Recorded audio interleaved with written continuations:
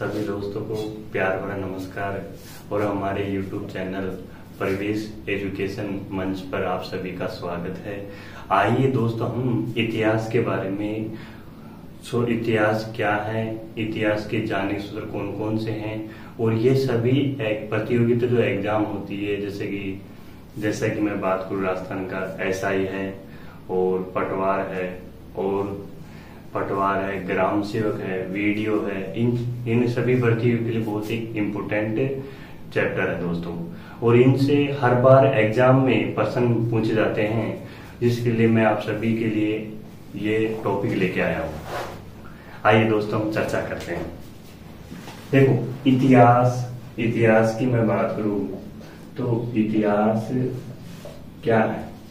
इतिहास दो शब्दों से मिलकर बना है। कितने शब्दों से मिलकर बना है दोस्तों? दो शब्दों से, इति और आस। इति का मतलब होता है कि पहले, आस का मतलब होता है कि जो घटना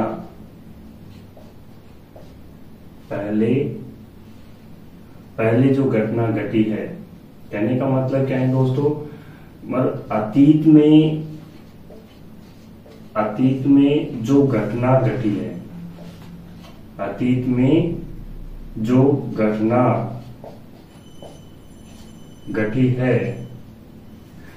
में जो घटना घटी है उसका विस्तार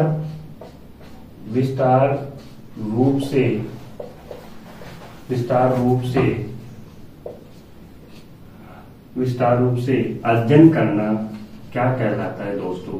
इतिहास कहलाता है।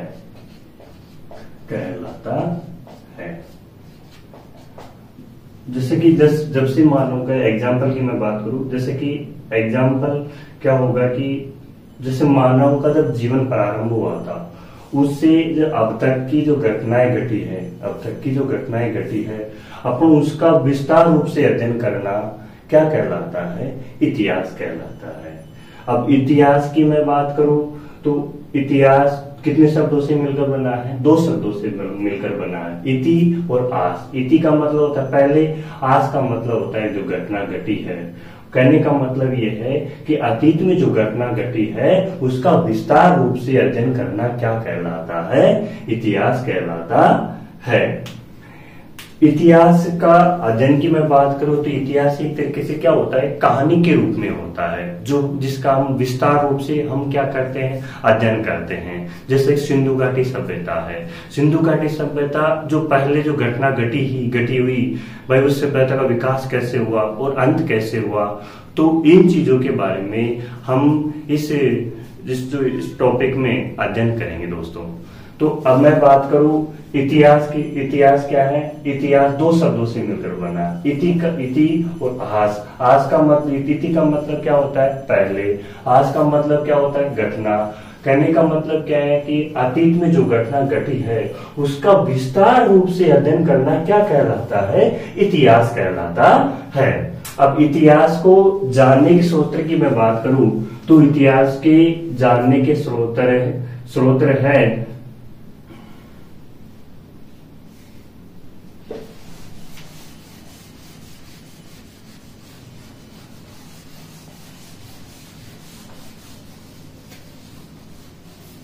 अब इतिहास को हम निम्न स्रोतों के माध्यम से जानकारी प्राप्त करते हैं। जैसे कि आपने पढ़ा होगा कि जो इतिहास है, इतिहास को हम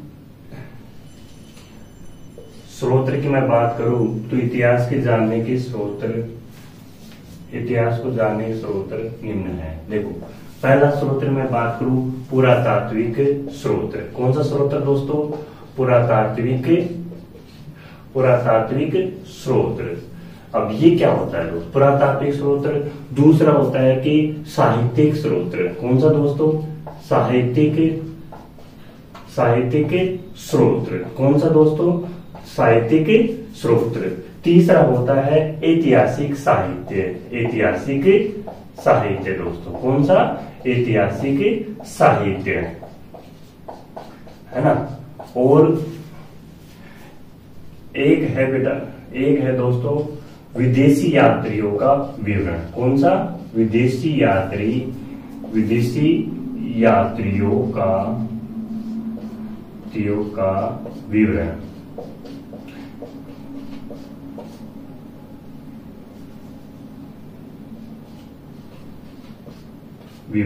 पुरातात्विक स्रोत क्या होता है? हाँ, हमने इतिहास शब्द के बारे में चर्चा की। इतिहास दो शब्दों से मिलकर बना है, इति प्लस आस। इति का मतलब होता है पहले, आस का मतलब होता है जो घटना घटी है उसका विस्तार रूप से अध्ययन करना इतिहास कहलाता है। अब देखो दोस्तों, इतिहास जानने के स्रोत कौन कौन से हैं। पहला स्रोत है पुरातात्विक स्रोत। कौन सा स्रोत दोस्तों? पुरातात्विक स्रोत। दूसरा कौन सा है? साहित्यिक स्रोत। तीसरा कौन सा है? ऐतिहासिक साहित्य। चौथा कौन सा है? विदेशी यात्रियों का विवरण। क्योंकि यह भारत को इतिहास जानने में क्या करते हैं? मदद करते हैं। पहला की मैं बात करूं, पहला है पुरातात्विक स्रोत। अब पुरातात्विक स्रोत क्या होता है कि वे स्रोत जो हमें खुदाई के दौरान मिले हो। वे स्रोत जो हमें खुदाई के दौरान मिले हो। कहने का मतलब क्या है कि जब जैसा कि अपने किसी चीज की खुदाई की और वहां से अपने को क्या मिला? कुछ अवशेष मिले हो, तो वो कैसे हो गए? पुरातात्विक स्रोत। जैसे सिंधु घाटी सभ्यता है, ऐसी सभ्यता से कई अवशेष मिले हैं जिस पर अपने को पता चला है कि यहाँ पे पहले कोई सभ्यता बसी हुई थी, या फिर कोई मानव का जीवन था। तो आइए दोस्तों, पुरातात्विक स्रोत किसे कहते हैं? वे स्रोत जो हमें खुदाई के दौरान मिले हो, उसे हम क्या कहते हैं? पुरातात्विक स्रोत कहते हैं। और पुरातात्विक स्रोत में क्या क्या चीज आएगी? अभिलेख आ गया। जैसे किसी पत्थर या धातु पर मिले उत्कीर्ण लेख को, किसी पत्थर या धातु पर मिले उत्कीर्ण लेख को क्या कहते हैं? अभिलेख कहते हैं। जैसा कि पहले क्या होता था, प्राचीन काल में राजाओं के द्वारा अपने बारे में जानकारी के लिए वो क्या लिखवाते थे? अभिलेख लिखवाते थे। तो पहले कागज तो चलता नहीं था दोस्तों, तो कागज नहीं चलता था तो क्या होता था, जैसे अपने कोई सपाट सी पत्थर की आकृति देखी तो राजा क्या करते हैं? राजा उस पर अपने बारे में लिखवा देते थे, है ना। दूसरा होता है कि शिलालेख। अब शिलाओं पर जो उत्कीर्ण लेख मिला है उसको हम क्या कहते हैं दोस्तों? शिलालेख कहते हैं। शिलाओं पर जो उत्कीर्ण लेख मिले हैं उसको हम क्या कहते हैं दोस्तों? शिलालेख कहते हैं। अब जिसमें एग्जाम्पल की मैं बात करूं तो सर्वाधिक जो अभिलेख लिखवाने का श्रेय की मैं बात करूं तो सबसे ज्यादा अभिलेख किसने लिखवाया? सबसे पहले अशोक सम्राट ने द्वारा लेख लिखवाया गया था, है ना। और इस समय देखा जाए तो सर्वाधिक मात्रा में अभिलेख लिखे हुए हैं। दूसरा शिलालेख। तीसरा है ताम्रलेख। पहले राजाओं को, ब्राह्मणों को क्या दी जाती थी? भूमि दान में दी जाती थी। तो वह किस पे लिखवाते थे? तांबे के जो पत्ते होते थे ना, उस पर राजा भाई फलाने ब्राह्मण को यह भूमि दान की गई। तो वह कौन सा हो गया? ताम्रलेख हो गया। अब प्राचीन काल में एक होता है गुफा लेख। ये क्या होता है दोस्तों? गुफा लेख मतलब होता है प्राचीन काल में जो आदि मानव रहता था ना दोस्तों, तो वो कहाँ रहता था? गुफाओं में रहता था। और गुफाओं में उसने क्या किया कि वह अपने, जैसे कि वो पशुओं का क्या करता था? शिकार करता था। अब पशुओं का शिकार करता था, जिस भी पशु को मतलब उनका शिकार करता तो उनका क्या करवा देता था? वो गुफाओं में चित्र बना देता था। जैसे एग्जाम्पल की मैं बात करूं दोस्तों, जैसे कि ये क्या है? ये है एक गुफा है। अब गुफा के अंदर यहाँ पे जो आदि मानव क्या रहता वहां पे रहता था, तो इनकी जो दीवारें होती ना, इनकी दीवारों पर क्या बना देता था? वो पशुओं वगैरह के, इनके क्या बना देता था? पशु वगैरह के चिन्ह बना देता था। तो कहने का मतलब क्या है? कहने का तात्पर्य ये है कि इसमें क्या जानकारी मिली कि प्राचीन काल में जो आदि मानव है ना, आदि मानव क्या करता था? शिकार करता था। और शिकार करने के बाद में उनको खा जाता था। तो उससे में ये जानकारी मिलती है कि जो पहले का जो आदि मानव था उससे मतलब कैसा था? वह शाकाहारी भी था, क्योंकि हमारे को वहां से मिले हैं, अवशेष मिले हैं। जैसे कि मैं बात करूं अजंता एलोरा की गुफा है, अजंता एलोरा गुफा में क्या जानकारी मिलती है कि जो प्राचीन काल में आदि मानव के बारे में जानकारी मिलती है। अब उससे वहां पे क्या मिला है, चित्र मिले पशु वगैरह के, तो पशु वगैरह के चित्र वगैरह के, तो कहने का मतलब क्या है कि उसे क्या जानकारी मिली कि भाई ये पहले के जो आदि मानव क्या करता था, शिकार करता था। अब मैं बात करूं साहित्यिक स्रोत की। अब साहित्यिक स्रोत के अंतर्गत क्या आ गया कि कवियों के द्वारा साहित्यिक क्या की जाती थी, रचनाएं लिखी जाती थी, जिसमें जो राजा के क्या होते थे, दरबारी कवि होते थे। अब राजा के दरबारी कवि, राजाओं को क्या होता था, अपने बारे में इतिहास लिखवाते थे, और उनके क्या होते थे, दरबारी कवि होते थे। जैसे कि एग्जाम्पल की मैं बात करूं, राज तरंगिणी पुस्तक है। अब राज तरंगिणी किसके बारे में जानकारी मिलती है, जिसमें कश्मीर के शासक, कश्मीर के इतिहास के बारे में जानकारी मिलती है। और इसमें क्या दूसरा है, पृथ्वीराज रासो।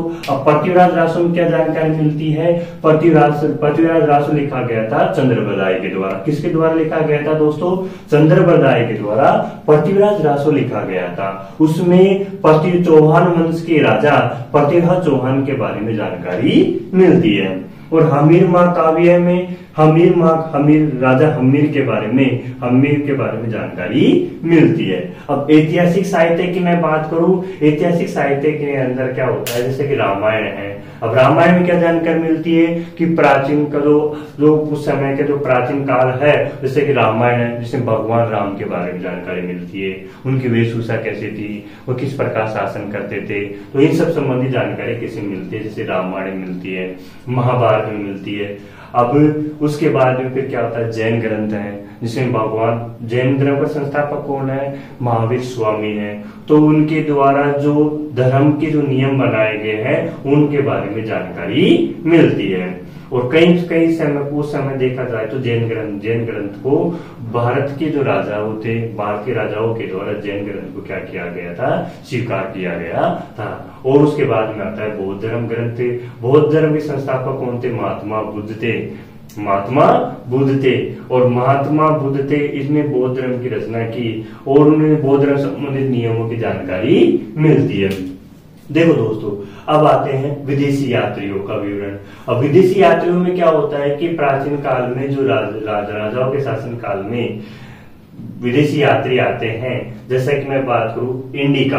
अब इंडिका पुस्तक किसने लिखी, मेगास्थनीज ने लिखी। किसने लिखी दोस्तों, मेगास्थनीज ने लिखी। अब मेगास्थनीज किसका राजदूत बन के आया था, ये सिकंदर का राजदूत। ये किसका राजदूत था, चंद्रगुप्त मौर्य का राजदूत था। किसके शासन काल में आता है, चंद्रगुप्त मौर्य के शासन काल में आता है। जब भारत में सिकंदर में आक्रमण होता है तो ये राजदूत है मेगास्थनीज यहाँ पे रह जाता है। और हर्षवर्धन आया, हाँ।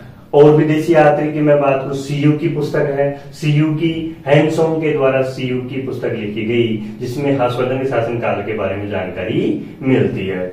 और 1333 में एक तिब्बत का इतिहासकार था, उसने रेहला नामक पुस्तक लिखी, जिसमें फिरोजा तुगलक और मैं बात करूं मोहम्मद तुगलक के बारे में, मोहम्मद तुगलक के शासन काल के बारे में जानकारी मिलती है। और भारत के इतिहास के जनक हेरोडोटस के द्वारा क्या लिखी गई थी दोस्तों, हिस्टोरिका नामक पुस्तक की रचना की गई थी, जिसमें भारत के इतिहास के बारे में जानकारी मिलती है ना। तो इनके द्वारा क्या लिखा गया था, इनके द्वारा ये विदेशी आते थे जो भारत के राजाओं के शासन काल में विदेशों से आते थे। इंडिका पुस्तक किसने लिखी, मेगास्थनीज ने लिखी। सीयू की किसने लिखी, हैंसोंग ने लिखी। रेहला पुस्तक है, रेहला पुस्तक में किसके बारे में जानकारी मिलती है, फिरोजा तुगलक और एमबीटी के बारे में जानकारी मिलती है। हिस्टोरिका पुस्तक की रचना किसने की, हिस्टोरिका पुस्तक की रचना हेरोडोटस ने लिखी, जिसमें भारत और फ्रांस के संबंध का क्या मिलता है, विवरण मिलता है। आया दोस्तों समझ में, एक बार दोबारा से समझा देता हूँ। पुरातात्विक स्रोत किसे कहते हैं, वे स्रोत जो हमें खुदाई के दौरान मिले हो उसे क्या कहते हैं, पुरातात्विक स्रोत कहते हैं। अभिलेख क्या होता है, किसी धातु या पत्थर पर मिले उत्कीर्ण लेख को हम क्या कहते हैं, अभिलेख कहते हैं। शिलालेख किसे कहते हैं, शिलाओं पर जो उत्कीर्ण लेख मिले हैं हम उसको शिलालेख कहते हैं। ताम्रलेख किसे कहते हैं, प्राचीन काल में राजाओं के द्वारा जो भूमि दान में दी जाती थी उसको हम तो तांबे के पत्ते पे लिखवाते थे। हाँ, और गुफा लेख है, प्राचीन काल में जो आदि मानव है वह प्राचीन गुफाओं में निवास करता था, तो उन्होंने क्या बनाए, वहां पर गुफाओं में शिलाओं पर चित्र बनाए तो उसमें क्या जानकारी मिलती है कि जो पहले का जो आदि मानव था वह कैसा था, मतलब वो शिकार करता था। दूसरा साहित्यिक स्रोत, साहित्य की रचना, इसमें क्या मिलते हैं कि प्राचीन काल में जो राजाओं के शासन काल में उनके जो दरबारी कवि है उनके द्वारा साहित्य की रचना की गई। राजतरंगिणी जो पुस्तक है, राजतरंगिणी कल्लण के द्वारा रचित की गई, जिसमें कश्मीर के इतिहास के बारे में जानकारी मिलती है दोस्तों। और पृथ्वीराज रासो पुस्तक लिखी गई थी, पृथ्वीराज रासो चंद्रबर्द राय के द्वारा लिखी गई थी, जो पृथ्वीराज चौहान का दरबारी कवि था। और हमीर महाकाव्य, इसमें हमीर सिंसोदिया के बारे में जानकारी मिलती है। ऐतिहासिक साहित्य की मैं बात करूं, जैसे कि रामायण भगवान राम के बारे में जानकारी मिलती है। जैसे कि मैं बात करूं महाभारत है, महाभारत में उस समय जैसे कि महाभारत के बारे में, उस भारत के इतिहास के बारे में जानकारी मिलती है। जैन ग्रंथ है, भगवान महावीर स्वामी के बारे में जानकारी मिलती है। और जैन ग्रंथों में इनके द्वारा भारतीय जो समाज कैसा था, उनका जीवन यापन कैसा था, किस प्रकार राजा शासन करते थे, इन सभी के बारे में जो जैन ग्रंथ के जो विद्वान हैं उन्होंने अपने ग्रंथ में बताया गया है।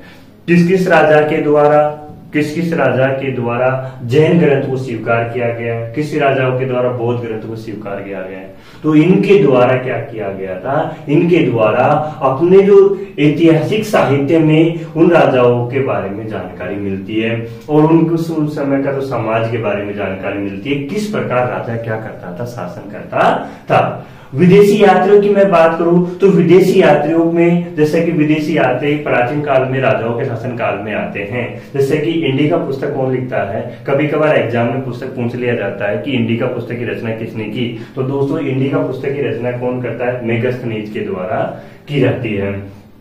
सीयू की पुस्तक किसने लिखी थी, सीयू की पुस्तक लिखी थी दोस्तों अश्वदन के साथ हैंसोंग के द्वारा लिखी गई थी। हैंसोंग के द्वारा सीयू की पुस्तक लिखी गई थी जिसमें अश्वदन के शासन काल के बारे में जानकारी मिलती है। दोस्तों इसमें ये कहानी मिलती है कि उस समय जो अश्वदन एक महान राजा होता था और महीने के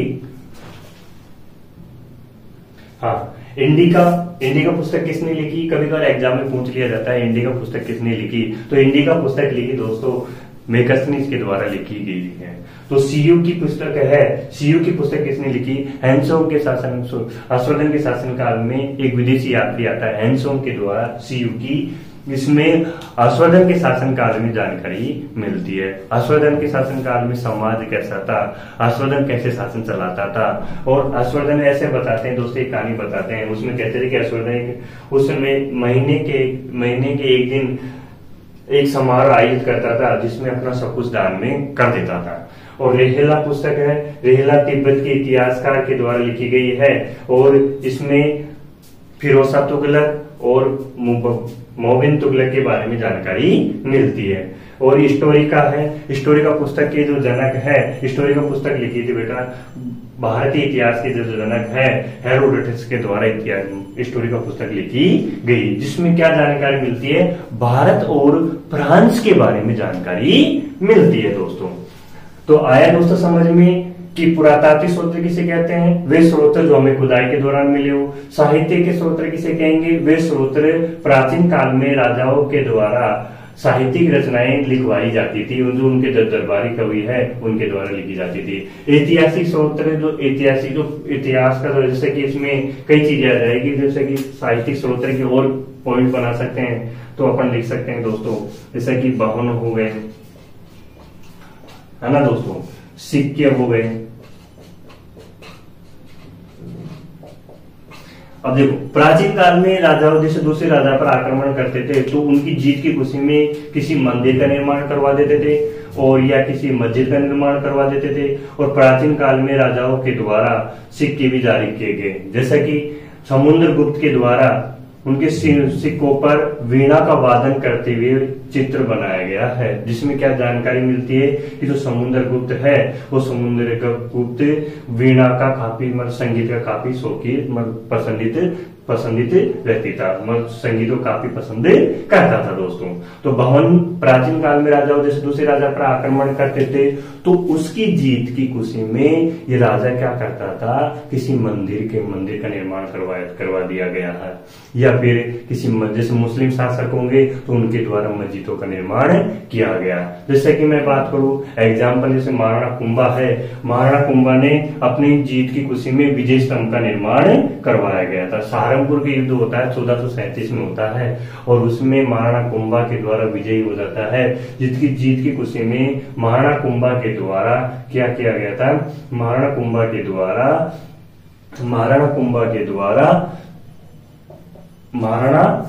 के द्वारा विजय स्तंभ का निर्माण करवाया गया था। और जिसका कार्यकाल की मैं बात करूं तो विजय स्तंभ का निर्माण कार्यकाल होता है 1440 से लेकर 1448 के मध्य माना जाता है। तो ये है दोस्तों इतिहास को जानने के स्रोत।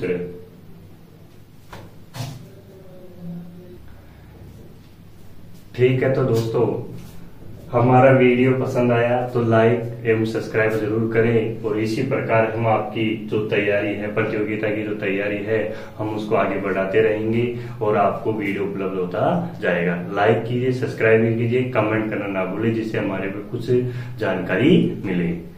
कुछ कमेंट में सुधार करने की आवश्यकता है तो सुधार करने के बारे में कमेंट को बताना है कि भाई भैया इसमें ये कमी है। ठीक है दोस्तों।